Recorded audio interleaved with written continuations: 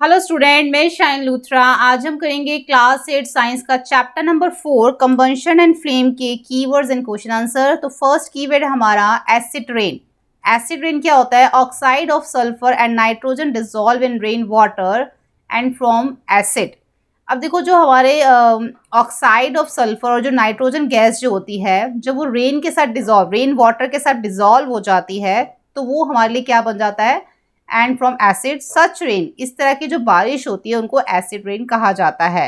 Acid rain is very harmful of crops, building and soil. अब acid rain जो होती है वो फसलों के लिए, बिल्डिंग के लिए और सॉइल के लिए बहुत ही हानिकारक होती है। यानी कि जो ऑक्साइड्स ऑफ सल्फर, नाइट्रोजन जो है, वो जब ऊपर हमारा जब जाता है और तो वो बारिश के साथ जो है, बारिश के पानी के साथ जो है वो फिर मिक्स हो जाता है। यानी कि जब वो बारिश होती है तो मिक्स होके ही बारिश होती है ऑक्साइड, सल्फर और नाइट्रोजन के साथ। तो इसलिए उनको नाइट्रोजन एसिड रेन कहा जाता है। क्लोरोफिक वैल्यू क्या होती है? The amount of heat energy produced on complete combustion of 1 kg of a fuel is called a calorific value.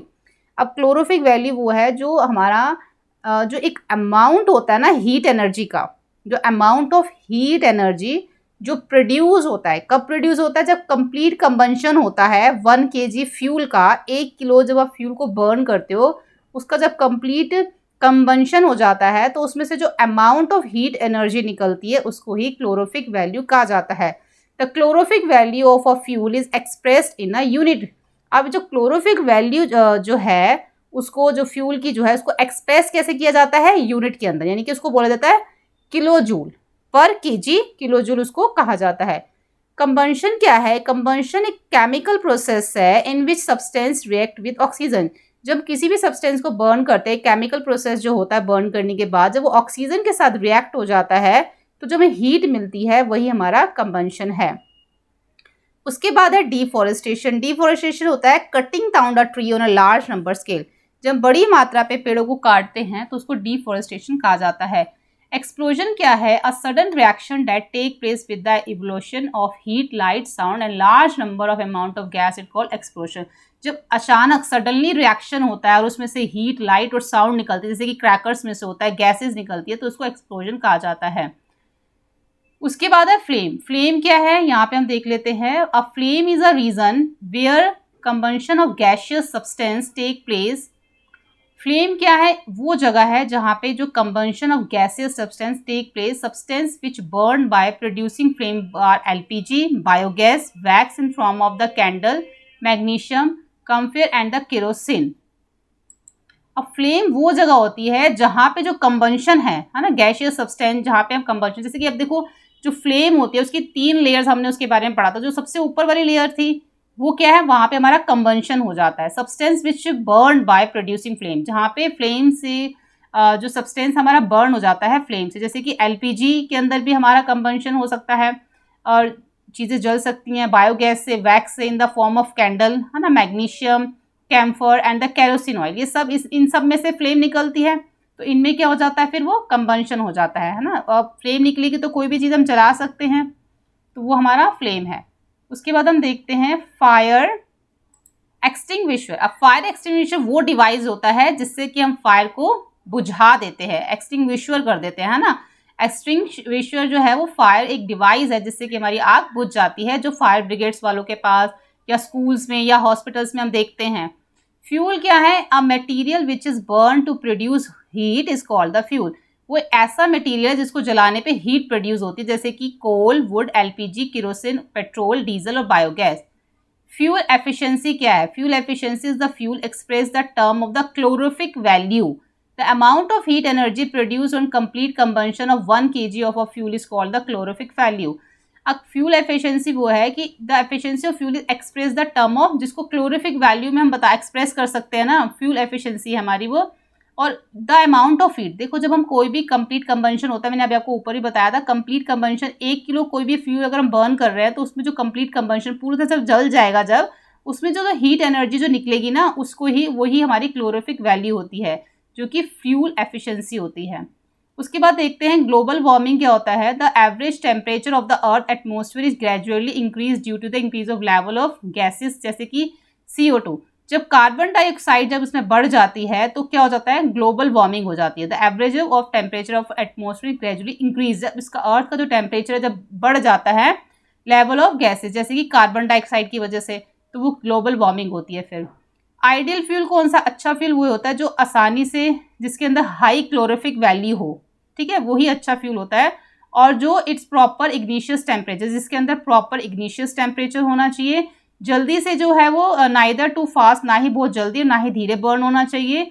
It does not produce any harmful gases, उसमें से harmful gases नहीं आनी चाहिए। वो सस्ता भी होना चाहिए और आसानी से ईजिली वो अवेलेबल भी होना चाहिए और ईजी टू ट्रांसपोर्ट होना चाहिए। उसके बाद है इग्निशियस टेम्परेचर, वो टेम्परेचर होता है जो लोएस्ट टेम्परेचर होता है। Substance catch fire, the start burning is called igneous temperature. Igneous temperature lowest temperature होता है जिसके अंदर जो है ना फायर, आग पकड़ने का एक लोएस्ट टेम्परेचर है, जिसमें कि जो भी सब्सटेंस हो वो आग को कैच कर लेता है, तो वही उसका एक इग्निशियस टेम्परेचर होता है। जैसे कि वुड है, वुड का इग्निशियस टेम्परेचर बहुत हाई होता है क्योंकि वो जल्दी आग नहीं पकड़ता। कोयला भी जल्दी आग नहीं पकड़ता क्योंकि उसका इग्निशियस टेम्परेचर हाई होता है। जैसे कि पेपर, अब पेपर का इग्निशियस टेम्परेचर क्या होता है? लो होता है, वो जल्दी आग पकड़ लेता है। तो इग्निशियस टेम्परेचर वही है जिसका टेम्परेचर लो होता है, वो जल्दी आग पकड़ लेते हैं, ठीक है। इनफ्लेमेबल सब्सटेंस कौन से होते हैं? वो सब्सटेंस होते हैं जो इनका इग्निशियस टेम्परेचर लो होता है और आसानी से आग पकड़ लेते हैं, उनको इनफ्लेमेबल सब्सटेंस कहा जाता है, ठीक है। अब हम देखते हैं इसके क्वेश्चन आंसर्स। फर्स्ट क्वेश्चन है list condition under which combustion can take place. अब कौन कौन सी कंडीशन में जो है वो कंबंशन होता है? जब उसमें ऑक्सीजन उसको मिलनी चाहिए, फ्यूल होना चाहिए और इग्निशियस टेम्परेचर, यानी कि जो इग्निशियस टेम्परेचर होना चाहिए, तभी जो है वो कंबंशन होता है। अब first fill in the blanks है burning of wood coal cause pollution. अब जब लकड़ी और कोयला जलाया जाता है तो पॉल्यूशन होता है। Liquid fuel use in home, जो घरों में यूज होती है वो एलपीजी होती है। Fuel most B heated on it's igneous temperature before starting burning. जो फ्यूल है वो मस्ट बी हीटेड, गर्म होता है इग्निशियस टेम्परेचर से, है ना, जलने से पहले वो गर्म होता है। अगर उसका इग्निशियस टेम्परेचर लो होगा तभी वो जलता है। Fire produced by oil control be fire produced by oil can not be control by water. जो आग जो जलती है, जो तेल की वजह से, ऑयल की वजह से जो आग लगती है, वो पानी से कंट्रोल नहीं होती है। क्वेश्चन नंबर थर्ड है explain how the use of CNG in automobiles has reduced pollution in our city. अब सीएनजी की वजह से गाड़ियों के अंदर कम पॉल्यूशन क्यों होता है? The use of CNG in automobile has reduced pollution our cities because CNG is a clean, एक सीएनजी साफ फ्यूल है और प्रोड्यूस करता है बहुत कम अमाउंट हार्मफुल गैसेस को। यहाँ पे हमें एलपीजी और वुड के बीच में जो है कंपैरिजन करना है। तो एलपीजी क्या है, इसमें हाई क्लोरोफिक वैल्यू होती है जबकि वुड के अंदर लो क्लोरोफिक वैल्यू होती है।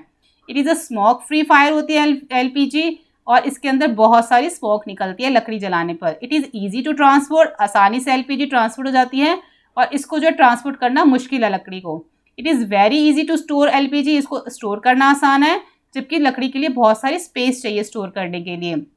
LPG has low ignition temperature, LPG का इग्निशियस टेम्परेचर लो है जबकि लकड़ी का हाई है, वुड का। Give reason why is not use to control fire involving electricity equipment. अब जो वाटर को जो क्यों नहीं यूज किया जाता जब बिजली से आग लग जाती है? Water is good conductor of electricity, क्योंकि वाटर जो है एक अच्छा कंडक्टर है इलेक्ट्रिसिटी का, क्योंकि पानी से ही तो बिजली बनती है। It is conduct electricity and may result electric shock. अगर आप पानी के ऊपर बिजली डालेंगे, फायर लगने पे, इलेक्ट्रिसिटी से फायर लगने पे ऊपर अगर आप पानी डालेंगे तो क्या हो जाएगा? इलेक्ट्रिक शॉक लग सकता है। LPG is better domestic fuel than wood. अब एलपीजी अच्छा डोमेस्टिक फ्यूल है लकड़ी की बजाय। तो LPG has more calorific value, क्योंकि उसकी अच्छी क्लोरोफिक वैल्यू होती है और उसमें कोई पोल्यूशन भी नहीं होता, इसलिए जो है वो फ्यूल से अच्छा डोमेस्टिक फ्यूल है वो लकड़ी से ज़्यादा। Paper by itself catch fire. अब जो कागज है क्या वो अपने आप आग पकड़ लेता है? Where is a piece of paper wrapped amount an aluminium pipe does not. अगर हम पेपर के ऊपर एल्यूमिनियम को उसके ऊपर अगर हम रैप कर दें तो क्या फिर वो फायर पकड़ सकता है? The ignition temperature of paper is less. अब पेपर का तो इग्निशियस टेम्परेचर लेस होता है, so it catch fire easily, इसलिए वो जल्दी आग पकड़ लेता है। It does not catch fire when, अगर उसके ऊपर एल्यूमिनियम रैप कर दिया जाए, if does not catch fire when wrap around the aluminium, अगर उसके ऊपर एल्यूमिनियम रैप कर दिया जाए, aluminium pipe, because aluminium absorbs the heat. अब एल्यूमिनियम जो है वो इतना अच्छा जल्दी तो हीट नहीं पकड़ता, so paper takes more time to reach it ignition temperature. तो फिर पेपर को टाइम लग जाएगा उसके इग्निशियस टेम्परेचर तक पहुंचने में, क्योंकि बाहर तो एल्यूमिनियम आ गया। अब आ गया है क्वेश्चन नंबर 6। यहाँ पर हमें एक डायग्राम बनाना है, उसको लेबल करना है कैंडल फ्लेम पे। आपकी जो बुक है ना उसमें वो जो डायग्राम है वो उसमें बना हुआ है, जो कि कैंडल और कैंडल के बाहर जो फ्लेम जो है ना वो आप वहाँ से देख के उसको बना सकते हैं। मैं आपको बता देती हूँ वो कहाँ पर है। जो आपका फिगर 4.13 जो है, जिसमें different zone of candle frames हैं, ठीक है, वो आपको फिगर 4.13 वाला जो है आपको यहाँ पे डायग्राम बनाना है, और जितना भी साथ में उसको लेबल किया गया, जो जो चीज़ें उसमें बताई गई है वो सब आपने इसमें वो बतानी है। अब देखो क्वेश्चन नंबर 7 है, name the unit in which the calorific value of fuel is expressed. अब हमें इसमें यूनिट बताना है, जैसे कि हम अब जो क्लोरोफिक वैल्यू ऑफ फ्यूल जो है वो एक्सप्रेस्ड होता है यूनिट के अंदर, किलो जूल के अंदर उसको बताया जाता है क्लोरोफिक वैल्यू को। Explain how carbon dioxide CO2 is able to control fire. कैसे जो है कार्बन डाइऑक्साइड फायर को कंट्रोल कर लेती है। Carbon dioxide from blanket around the fire due to which supply of air oxygen is stop. अब क्या होता है, जो ब्लैंकेट के अंदर CO2 फ्रॉम अ ब्लैंकेट, जो ब्लैंकेट के अंदर कार्बन डाइऑक्साइड है वो क्या करेगी, वो सप्लाई जो है ऑक्सीजन की सप्लाई को स्टॉप कर देगी, और CO2 also bring down the temperature. जो CO2 जो है वो टेम्परेचर को डाउन कर देगी फ्यूल के, and thus fire come under control. Fire जो है वो कंट्रोल में आ जाएगी। It is difficult to burn a heap of green leaves but dry leaf catch fire easily. अब जो गीली पत्तियां होती हैं वो तो उनमें तो आग नहीं लगती जल्दी, लेकिन सूखी पत्तियों में जल्दी आग लग जाती है। The green leaves contain some water. जो ग्रीन पत्तियां जो होती हैं उनमें कुछ पानी होता है। Due to which the ignition temperature of leaves increase they do not catch fire. अब उनके अंदर जो है पानी होने की वजह से उसमें के जो इग्निशियस टेम्परेचर है पत्तियों का वो क्या होता है, इंक्रीज होता है, एंड और उसमें जो है वो आग नहीं लगती है ना। हाई होता है इग्निशियस टेम्परेचर जब पत्तियां गीली होती हैं, लेकिन जैसे ही वो पत्तियां सूख जाती हैं तो इनका इग्निशियस टेम्परेचर लो हो जाता है और वो आग पकड़ लेती हैं आसानी से। Which zone of flame does not goldsmith use for melting gold. अब कौन सा जो जोन है वो गोल्डस्मिथ यूज करते हैं, जो फ्लेम का कौन सा जोन यूज करते हैं, तो Goldsmith use the outer most zone. Outer most जो सबसे बाहर का जो फ्लेम का जोन होता है उसको यूज किया जाता है metallic blow pipe of melting gold और सिल्वर को मेल्ट करने के लिए। Because is the hottest zone, क्योंकि जो आउटर जोन होता है वही सबसे ज़्यादा गर्म होता है, उसका टेम्परेचर बहुत ज़्यादा होता है। उसके बाद 11th है यहाँ पर, जैसे in the experiment 4.5 kg of fuel was completely burn. मान लो कि 4.5 kg जो फ्यूल है वो पूरा जल गया। The heat produce by measured by 1,80,000 kg। Calculate the calorific value of fuel. अब इसकी जो है हमें हीट जो है वो क्या प्रोड्यूस कर रही है, the heat produce the major, जैसे कि यहाँ पे 1,80,000 जो kg यानी कि किलो जूल जो है उसको अब हमने क्या करना है, कैलकुलेट करना है उसकी क्लोरोफिक वैल्यू से। हीट प्रोड्यूस्ड, जब हमें क्लोरोफिक वैल्यू निकालनी होती है ना, तो जो हीट प्रोड्यूस हुई है इन पर किलो जूल kg, और जो मास ऑफ फ्यूल है kg, वो उनको हमने डिवाइड करना होता है। तो यहाँ पे जो क्लोरोफिक वैल्यू जो इसकी 1,80,000 किलो जूल दे रखी है, उसके बाद जो 4.5 kg जो फ्यूल है उन दोनों को हम डिवाइड करेंगे, और उसके बाद यहाँ से नीचे से हम पॉइंट हटाएंगे, ऊपर 10 आ जाएगा, और यहाँ पे इसको कैलकुलेट करने के बाद हमारा निकलेगा क्लोरोफिक वैल्यू निकलेगी 40,000। यानी कि अगर 4.5 kg फ्यूल को बर्न किया जाए तो उसमें से जो क्लोरोफिक वैल्यू निकलेगी वो निकलेगी 40,000, ठीक है, पर किलो जूल। यहाँ पे हमारा क्वेश्चन नंबर 12 है, can the process of rusting be called combustion. No, the process of rusting can not be called combustion because it process of heat and light is produced. Question number 13 है, Abida and Ramesh were doing an experiment in which water was to be heated in a beaker। वो एक beaker में पानी को गर्म कर रहे हैं। Abida kept the beaker near the wick in the yellow part of the candle। अब उसने बीकर को जो कैंडल का जो येलो पार्ट है, विक मतलब जो उसकी बत्ती, उसका येलो पार्ट के ऊपर रख दिया। रमेश ने जो है वो क्या करा, जो बाहर का आउटर मोस्ट पार्ट था फ्लेम का उसके ऊपर रख दिया। तो कौन सा जो है जल्दी गर्म होगा, the water heated by Ramesh will get heated, वो रमेश वाला गर्म होगा, क्योंकि in get heated in a shorter time because we kept is beaker in the outer most, क्योंकि उसने आउटर मोस्ट पार्ट के ऊपर जो है उसको रखा था, और वही जो आउटर मोस्ट पार्ट होता है वो क्या होता है, हॉटेस्ट जोन होता है, उसमें सबसे ज़्यादा फ्लेम होती है। ठीक है, तो यहाँ पर हमारा जो क्वेश्चन आंसर कीवर्ड जो है कंप्लीट हो जाते हैं। होपफुली आपको ये वीडियो हेल्पफुल लगा। वीडियो हेल्पफुल लगे तो प्लीज़ लाइक शेयर सब्सक्राइब करें। Thank you.